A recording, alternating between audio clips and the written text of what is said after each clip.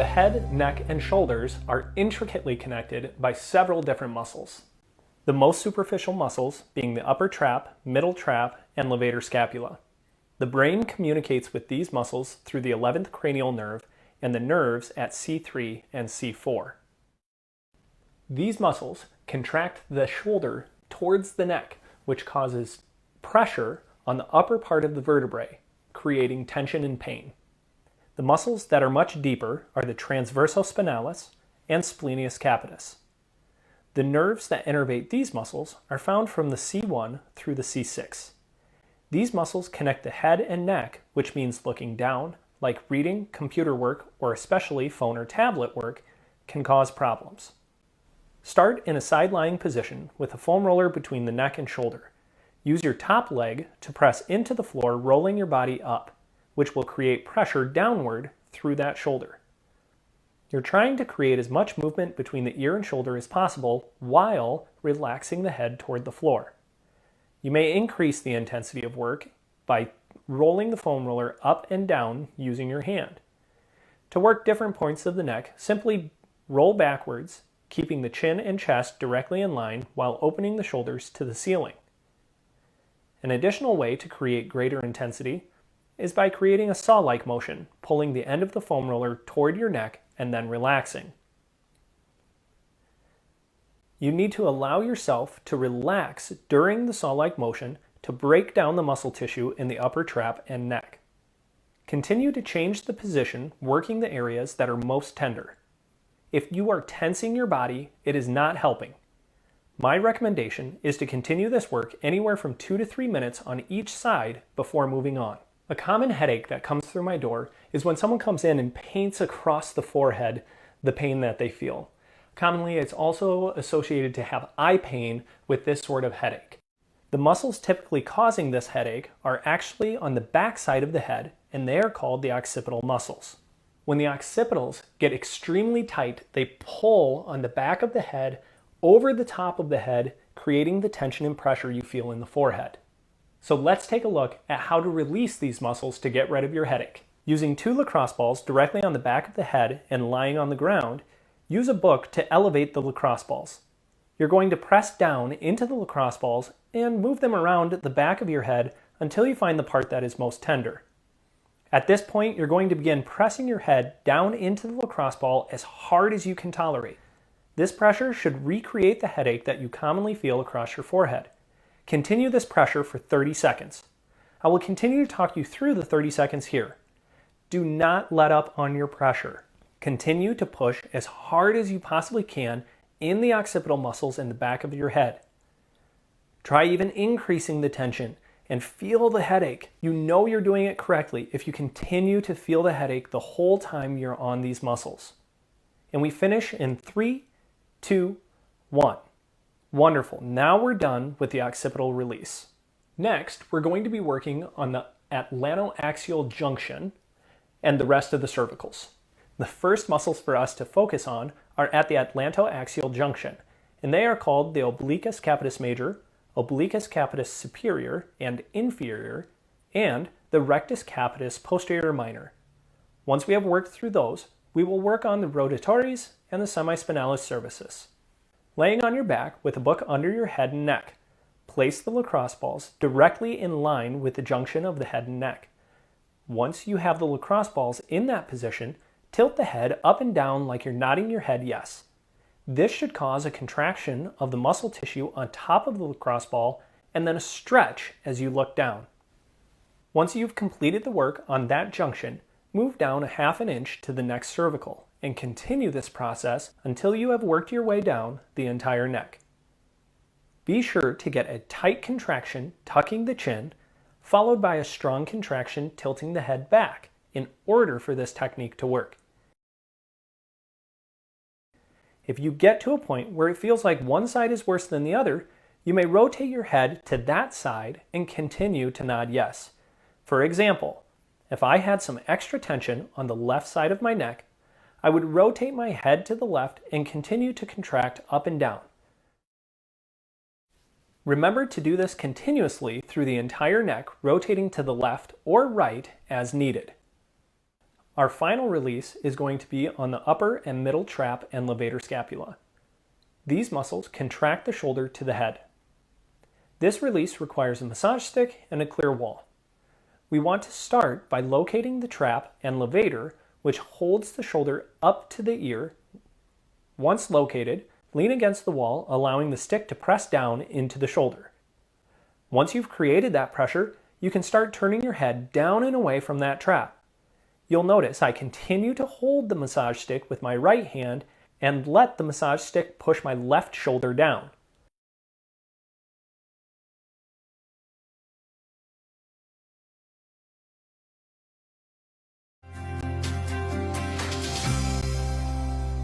Carpal tunnel syndrome commonly is caused by forearm muscles that get overly tight and create compression on your carpals. We will start by working through the extensor digitorum, the extensor carpi radialis longus and brevis, and extensor carpi ulnaris.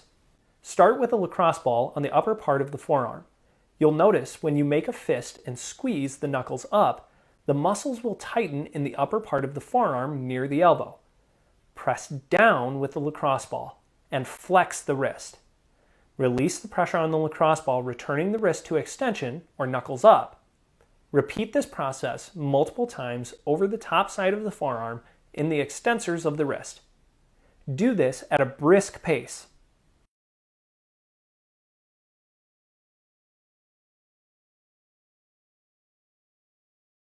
An additional way to work this muscle tissue is by using your own forearm.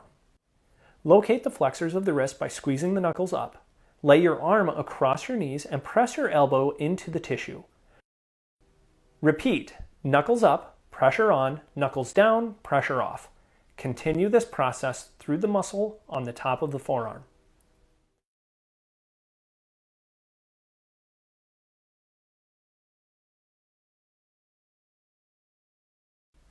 The next group of muscle tissue that creates more pressure on the carpals as well is on the inside of the forearm. These are called the flexor carpi radialis and ulnaris and palmaris longus. Using a technique like the extensors, start with an open palm, flexing your fingers towards the elbow as far as you can. After you put pressure down on the muscle tissue, using your opposite elbow, open your hand, pointing your fingers to the floor as far as you possibly can. Lift the pressure, flex the wrist, bringing the fingers to the starting position. Continue this process for roughly 30 seconds in multiple spots, working briskly. The next area to focus on is the retinaculum. This is a ligamentous band around the wrist that keeps the tendons close to the bone. Oftentimes, the tendons underneath the retinaculum get adhered and make it very painful within the carpals themselves. Focusing on the retinaculum, glide the thumb up and down the entire band, spanning from the mid-wrist all the way into the base of the hand. Work vigorously with firm pressure for 30 seconds in order to break adhesions that lie deep within the carpals. Now it's time to perform a joint mobilization. You can see there are several bones that make up the carpal area of the wrist. We want to simply restore some range of motion to the carpals. Using your opposite hand, create a tight squeeze around the wrist and drag the hand away from the elbow as you hold the wrist. Begin to rotate the wrist in a big circle. Continue mobilizing the wrist for 30 seconds.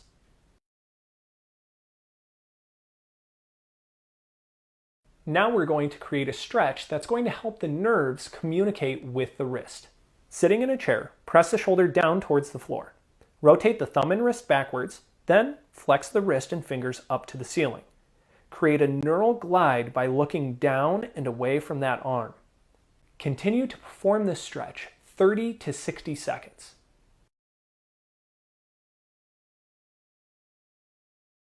To begin working the muscles that are most affected by de Quervain's, hold your hand with your thumb straight up in the air. Then locate the tendon that is most superficial or on top of the wrist. This tendon will be controlled by a muscle that runs up the arm towards the elbow. I want you to contract the muscle tissue by flexing your wrist up and down while you press into the muscle tissue with your thumb.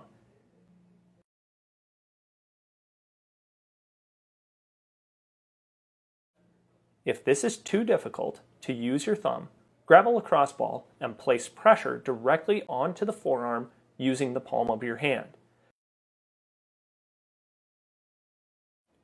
Remember to create this contraction 7 to 10 times, pressing straight into the muscle tissue near the elbow.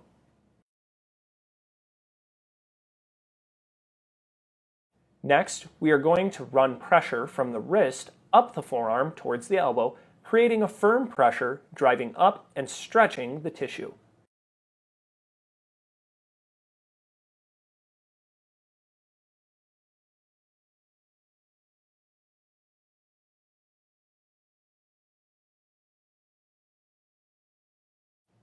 Again, we can use the lacrosse ball and just roll up the arm, creating a release of that tissue.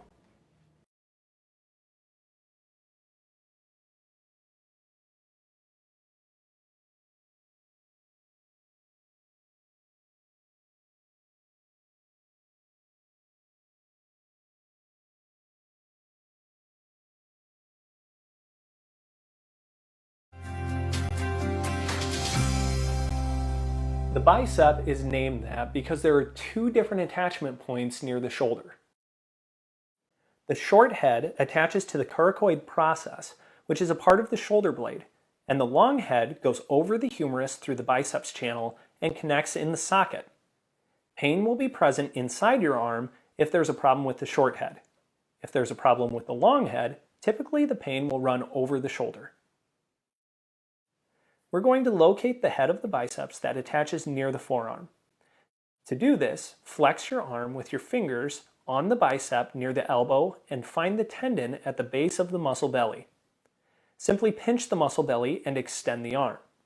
If you feel like you're not getting enough pressure with your fingertips, use a lacrosse ball. Try one of two positions, either holding with your fingers or pressed with the palm into the bicep. I find I get better pressure when I use my palm. Remember to squeeze and extend.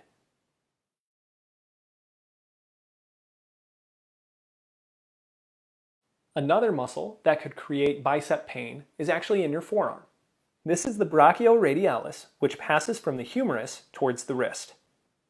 To begin working the brachioradialis, reach under the elbow across to the forearm and pinch down as hard as you can tolerate. Now rotate the wrist, and the muscle should feel like it grinds underneath the fingertips.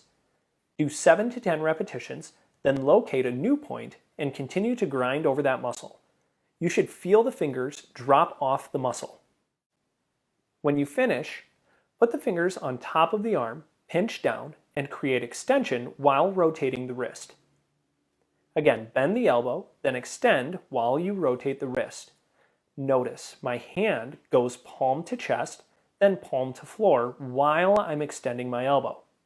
Perform 7 to 10 repetitions and then move on to the next tender spot and repeat. When you have finished the pin and stretch, move on to cross fiber friction. Place the arm you are working across your knees, then grind the opposite forearm across the muscle tissue near the bicep head. This should be an abrasive force moving through the muscle tissue quickly. Continue to press through that muscle tissue until you feel like you've broken down the entire thing. For pelvic tilt. Remember, as we do pelvic tilts, right, we want to create a Kegel. That's like you're cutting off going to the bathroom. And then think of Doritos under your low back and crush that Dorito. 3, 2, 1. Pelvic tilt. Okay, so pelvic tilt again, Kegel. Get that pelvic floor really firm, tighten down, and then compress that core, crushing that Dorito under the low back. Another great way to think about this is if you had a belt under your low back, right? Pin that belt to the floor so I couldn't come up and pull that belt out, okay? Or think something's about to whack you in the stomach. That's halfway. Okay, tight, tight squeeze, tight core. We're trying to crank through these with as much pressure as we possibly can, focused on the core. Now, we call it a pelvic tilt because it should roll the pelvis kind of so your tailbone's lifting off the floor. Do not make that happen by pushing your feet in the ground, right? We want light feet. Make it just come from the core, pinning the belt to the floor. 3, 2, 1. Prepare for pelvic tilt with knee fall out.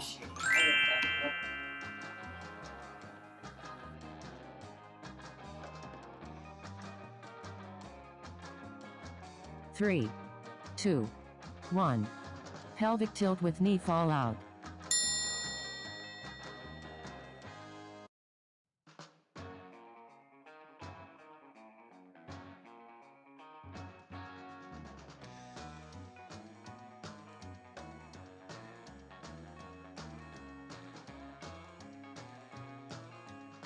Good core compression, super, super tight. Do your absolute best all the way through to create that contraction. That's halfway. Remember, your feet should be together here. As your knee goes out to the side, squeeze your core harder. Okay, so it's as you're moving, recompress the core, recompress the core, recompress the core, then bring the knee back up. Do not let your pelvis tilt back and forth on the floor, right? We want to set the pelvis and think that's a bowl of water, right? Don't let that bowl tilt left and right. 3, 2, 1. Prepare for pelvic tilt with adduction. All right, tilt with adduction. Grab that foam roller, squeeze your core tight, then squeeze the knees. 3, 2, 1. Pelvic tilt with adduction. Very distinct movement. Kegel, core compression. Squeeze those knees, release the knees, keep the core tight, then release the core. Okay, very, very distinct. You should be in control of your core, whether you contract or relax through those hips in any direction.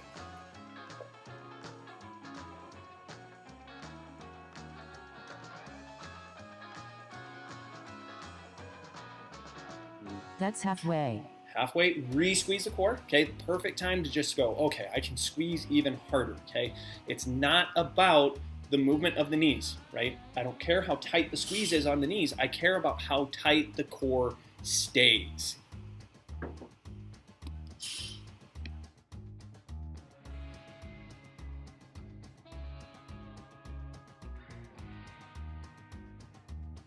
Three, 2, 1.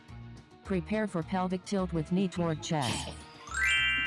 Okay, tilt with knee toward chest. That just means a march, okay? And simply one leg at a time, up towards the chest, set the foot back down. 3, 2, 1. Pelvic tilt with knee toward chest. Right, good, tight squeeze through the core. Shoulders down and back. Keep that core compression going the whole time you march. So even as the foot's returning to the floor. Ready for you.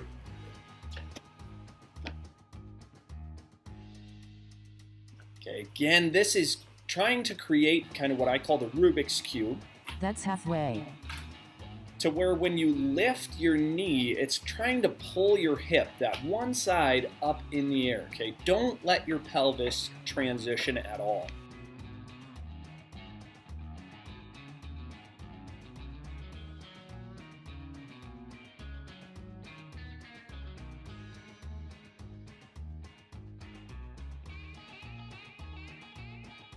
Three, 2, 1. Prepare for pelvic tilt with bridge. Solid spine.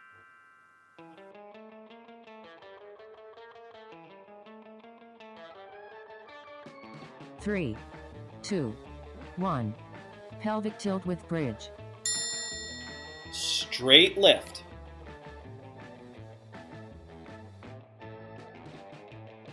Pinch those butt cheeks together tight.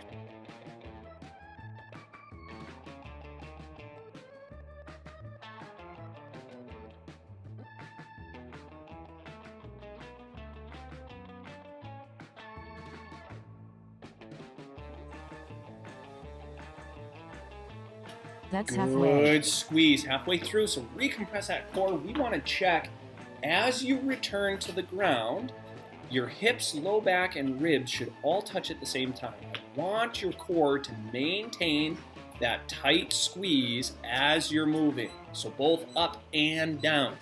A lot of times what happens is when we go to lift, we start arching the back to complete that lift. Okay, so tuck your tail under. 3, 2, 1. Prepare for shoulder drops. Shoulders down and back, out of the ears and to the floor, okay? Or get your shoulders 3, down to your butt. 2, 1. Shoulder drop. Okay, then as your arm goes up overhead, that's a relaxation. Pull your shoulder back down to return your arm up. Okay, this isn't just a movement in the shoulder joint, this is actually the whole shoulder blade. Let the shoulder blade go as your arm goes overhead. And again, pull your shoulder down and back. You should feel this through your ribs, okay, on that back side. Pull those shoulders down, back, down, back. That's halfway. Halfway is a great time to recheck that core. Make sure we're not extending our back to try to create more range of motion.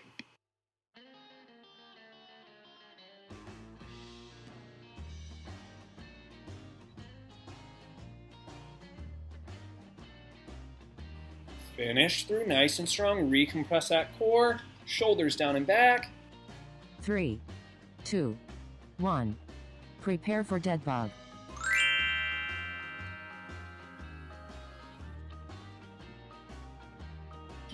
Remember, tight squeeze through the core first. 3, 2, 1. Dead bug. Okay, remember that dead bug, it's like having a box in between the arms and the legs, and you're holding that core tight. Only extend the leg as far towards the floor as your core can stay tight. If you extend that leg and you're trying to reach for the floor and your low back pops up, you're extending too far, okay? Rather than think that the gains come from getting your leg to the floor, think the gains come from connecting your brain to that muscle tissue really hard. Okay, so right now, if you think you're squeezing hard enough, you're wrong. Squeeze harder. Squeeze harder, harder. All the way through. Hold, compress that spine. Keep it down and back, down and back.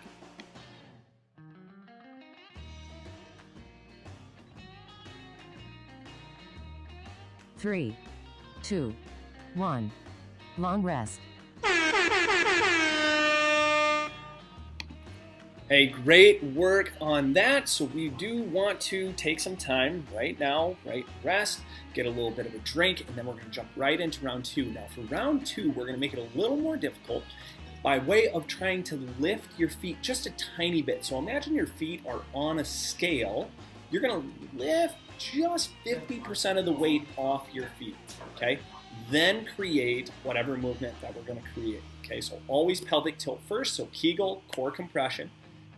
Hover, a little bit of pressure off the feet, then create our movements. 3, 2, 1. Prepare for pelvic tilt.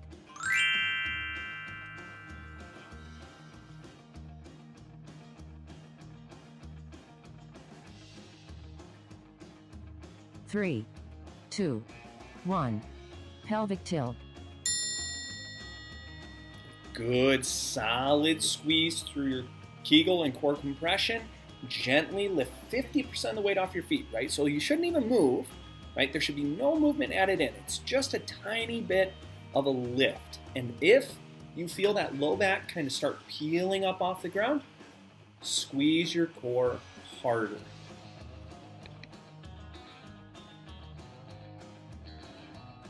That's halfway.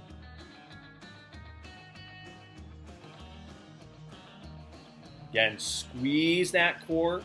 As you lift those feet a tiny, tiny bit, make sure you squeeze even harder to keep your core down. So right here I show you what happens if we're not tight in the core.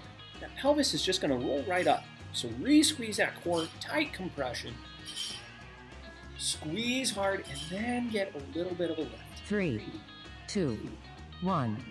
Prepare for pelvic tilt with knee fall out.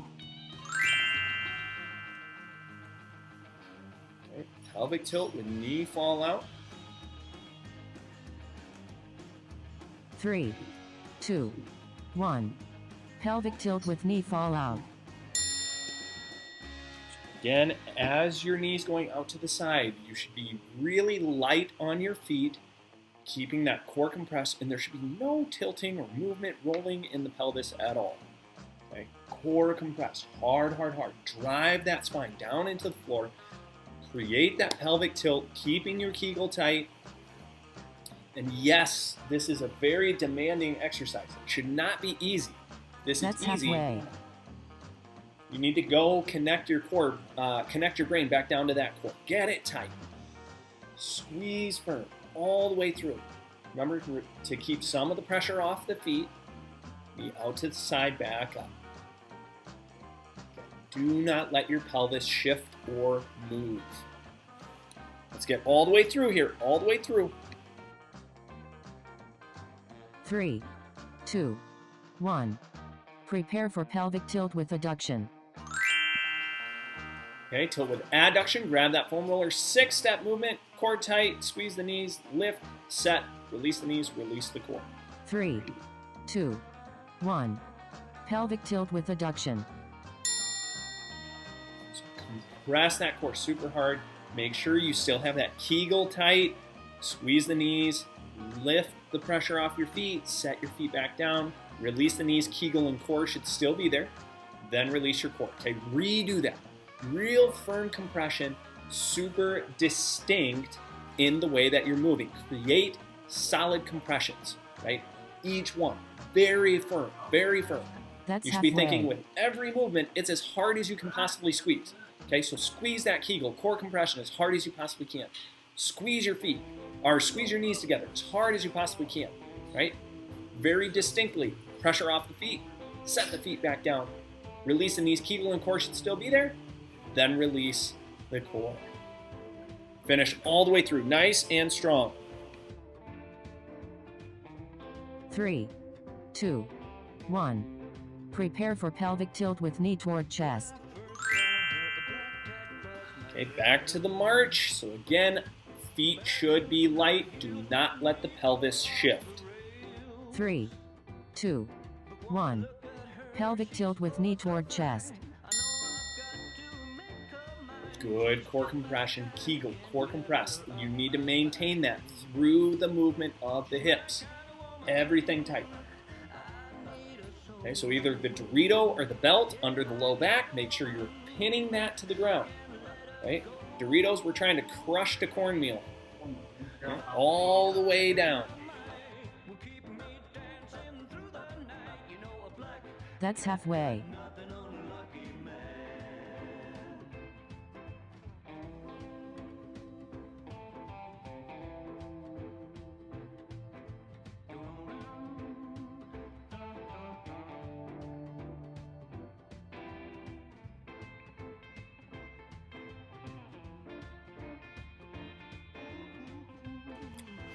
Good, tight squeeze all the way through. 3, 2, 1. Prepare for pelvic tilt with bridge. Tilt and bridge. Remember, every time you come back down to the ground, I want you to compress that core so hard it lays flat. 3, 2, 1. Pelvic tilt with bridge. Good compression. Squeeze hard. Right? When you return to the ground, your hips, low back, and ribs should all touch at the same time. That shows that we didn't arch the back through the movement.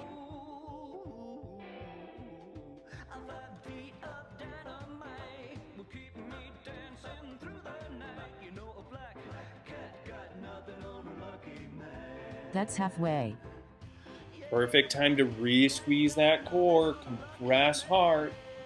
Right? Squeeze your butt cheeks together like you're pinching a penny. That's where the lift should be coming from. Right? The lift isn't coming from shoving your shoulders into the ground. The lift is coming from extending those hips using your butt cheeks.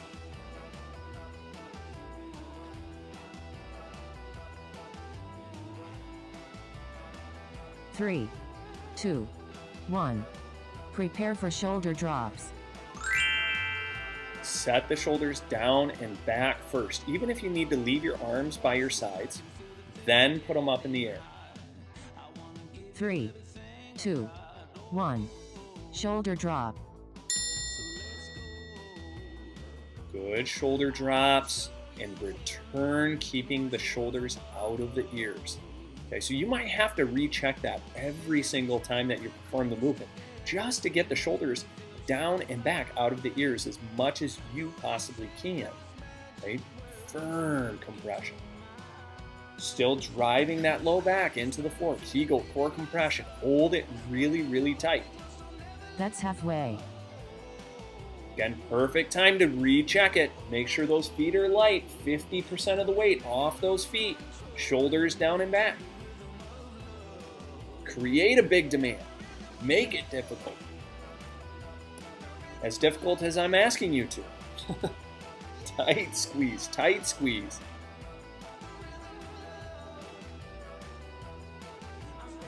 Three, two, one. Prepare for dead bug. All right, dead bugs or bird dogs. So I'll show you the bird dogs here. Make sure you keep that core compressed. 3, 2, 1. Dead bug. We do not want to cat or cow through the bird dog. We want to make sure that we're holding compression through that core as you create the extension through your arms and legs. So same thing as when you're doing a dead bug. Right? You want to make sure that your back is staying in neutral. So don't overextend your legs or arms. Right? Just extend where you can, maintaining compression and That's halfway. keeping that core nice and tight.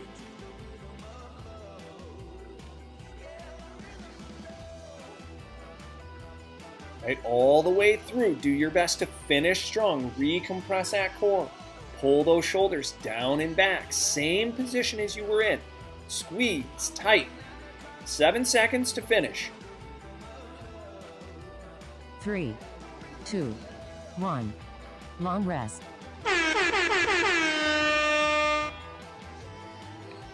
Okay, good work. So that is round 2. So for round 3, what we're going to do is we're going to focus on actually hovering the feet off of the ground. Okay, so every single movement, core is on first, off last, making sure you've got that Kegel compression. See if you can hover the feet. Now, that's a goal. So if you can't do that, that's okay. Just do one of the earlier rounds, right? So you might only be able to lift 50% of the weight off your feet right now. That's okay. We're just trying to create a larger demand as we go. Figure out where that demand is too much for you and challenge it. 1. Prepare for pelvic tilt.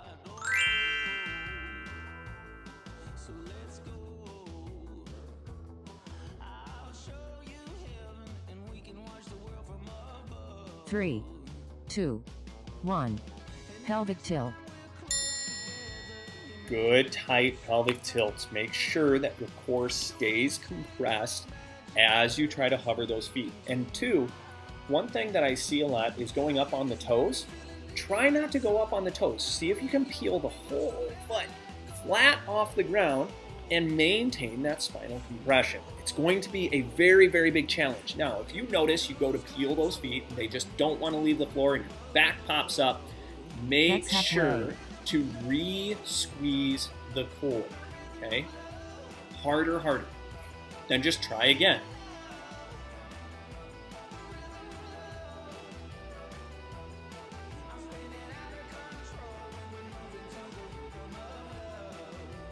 It is absolutely okay in your exercises to make sure that you're re-squeezing each time. If you don't want to do that, 2, and you want to try to hold it the whole time, prepare for pelvic tilt with knee fall out. that is perfectly fine as well. Okay, so don't get confused on whether we're re-squeezing and releasing every time. I like that just for the sole fact of your brain is having to reconnect. 2, 1. Pelvic tilt with knee fall out. Okay, so if you can't reconnect, if you can't figure out how to hold it and maintain tightness,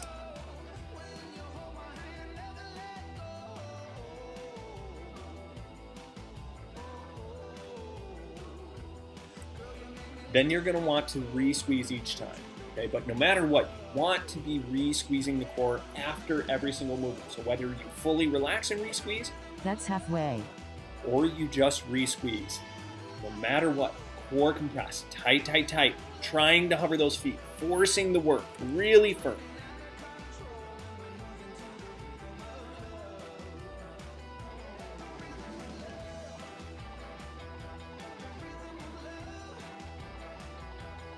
We're almost there. Work hard through it. Everything that you've got. Squeeze through. 3, 2, 1. Prepare for pelvic tilt with adduction. Remember to add the foam roller or a cushion here, and it's a 6-step process. Core tight, knees squeeze, lift the feet, set the feet, release the knees, 3, release. 2, 1. Pelvic tilt with adduction. Okay, Kegel, core compression, super tight. Squeeze those knees, hover the feet, 1, 2, set the feet down, release the knees, keep the core tight, then release the core. Re-squeeze, core tight, squeeze those knees, lift the feet, set the feet back down, release the knees, release the core. Okay, very distinct. Keep squeezing all the way through. That's halfway. Halfway is always a great time to continue to recheck. Okay? Make sure that core is bearing down. Crush that Dorito. Pin a belt under your low back so it can't be pulled out. Keep working all the way through, all the way through. Try not to quit. 3, 2, 1. Prepare for pelvic tilt with knee toward chest. Good, tight pelvic tilt as you march. Remember, do not scissor kick. One leg at a time. 3, 2, 1. Pelvic tilt with knee toward chest.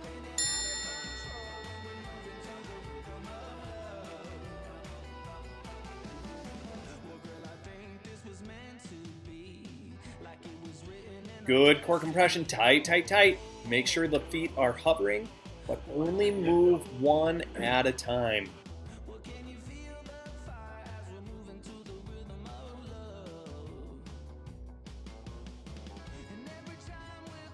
That's halfway.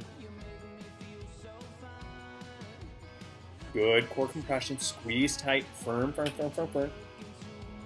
Again, do not move both legs at the same time. You should hover your feet, move one knee up, back down to a hover, then the other knee up, back down to a hover. Reset if you need to, and then go again.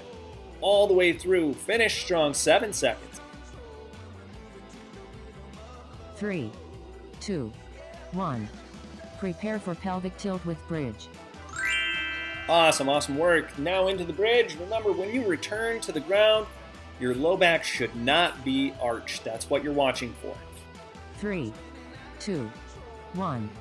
Pelvic tilt with bridge.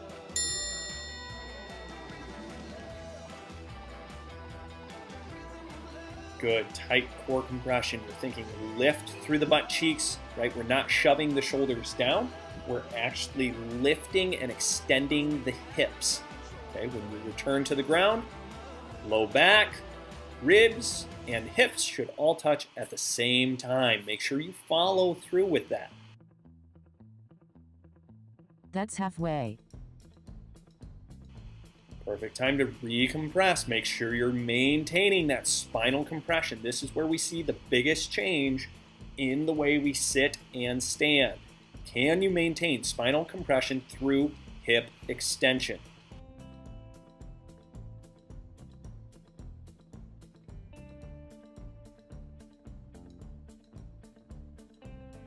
Three, 2, 1. Prepare for shoulder drops. Get set for those shoulder drops. So start by pulling those shoulder blades down and back, then set your arms towards the ceiling. 3, 2, 1. Shoulder drop. Firm core compression. Make sure that stays in place. Do not arch your back thinking it's helping to get more range of motion. You will get whatever range of motion is there, then pause at the end of that range of motion, pull the shoulder blades back, down, and back. We train it this way because the more stability that we add to the shoulder blade, the more range of motion we're actually going to get out of the shoulder joint. That's halfway. Recompress that core, tight squeeze, firm, firm, firm, all the way through.